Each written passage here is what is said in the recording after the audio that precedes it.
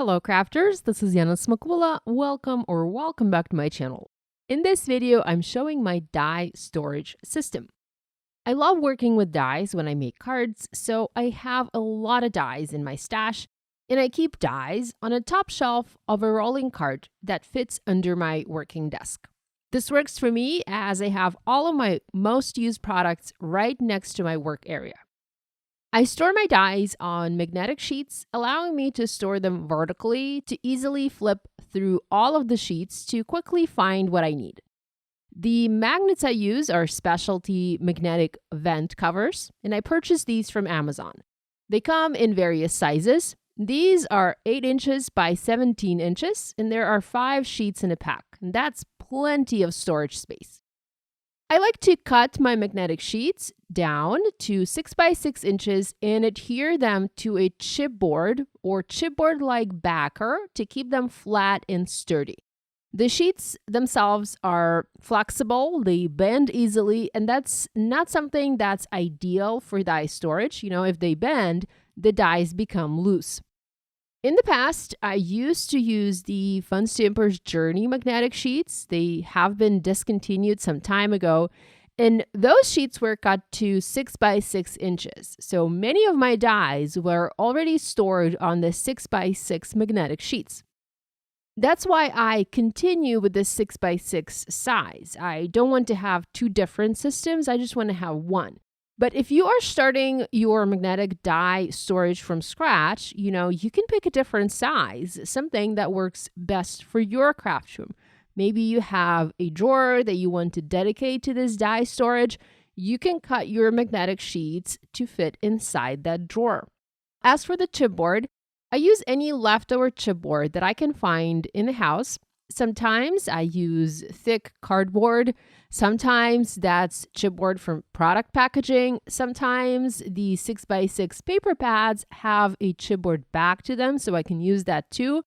You can also purchase chipboard sheets online, especially if you want your storage sheets to all look pretty and identical. But I personally would encourage you to recycle any chipboard you can find around the house.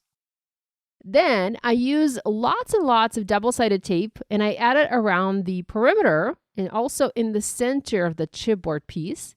And then I adhere my magnet on top. This creates a pretty strong hold for my magnet. And now I can add my dies.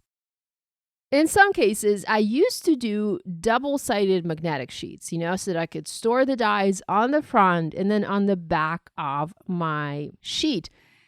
Honestly, this is not the best solution, as I have found the dies kept sticking to the other sheets. They kept falling off, and it was just a little bit too messy. So I only like to have a magnetic sheet on one side, and then I fill the other side with something else. And I'll show you that. Now, usually I try to keep one die set on my magnetic sheet, unless the die set is small, in which case I try to fit several die sets on one sheet to maximize the space. Now, some die sets are so big, they do not all fit onto this sheet. In that case, I can store the dies that did not fit in a clear pocket adhered from the back of my magnetic sheet, and I'll show you that in just a minute. Now, I also label all of my magnetic sheets, or at least I try to label all of them. I don't have all of them labeled yet. And I include the product name or the SKU. Now, I need this to be able to identify which die set the die belongs to and which die set it is that I'm using. You might not need to label yours if you don't want to. This is just something that I need for what I do. I use my Brother P-Touch mini printer to print these labels. I love how small and convenient it is, and absolutely perfect for labeling. I use it to label my cardstock, my dies, my stamps, and pretty much anything that needs labeling in my craft room. I first learned about this printer in a video from Jennifer McGuire many years ago, and I purchased my printer that same year. And oh my gosh, guys, I love it. I cannot recommend it enough. It is absolutely perfect for storage and organization. So I print my die labels. You can print the company name, the product name, the collection name, anything you want and anything that makes sense for you. For me, having just the product SKU is enough, so that's what I print for my storage. Now, I have 2 die sets in this particular sheet, so I'm sticking 2 labels down. And I can place the dies over the labels too if I need to, so the labels are not actually stealing any space on my magnetic sheet.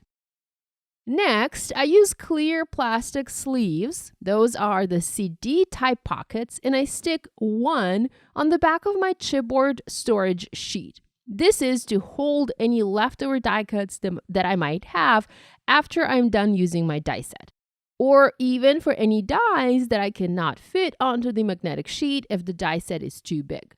Now, I find this to be very convenient and very practical. I don't have to throw my leftovers away or keep them in an odd place where I cannot find them. I just keep my leftover die cuts with my die set. So for example, let's say I die cut a bunch of poinsettias, but I didn't use all of them. I can store those leftover poinsettias in a pocket together with my die set and easily use these pre-made poinsettias for my future projects. So that's my simple die storage solution. I also use this system to store my hot foil plates with the same pocket on the back to store any leftover foiled pieces. Now, I do not use this system to store coordinating dies. If I have a stamp set with coordinating dies, I store the dies with the stamps in a clear pocket. There's no magnet there. So this system, I only use it to store my standalone dies and my Glimmer plates.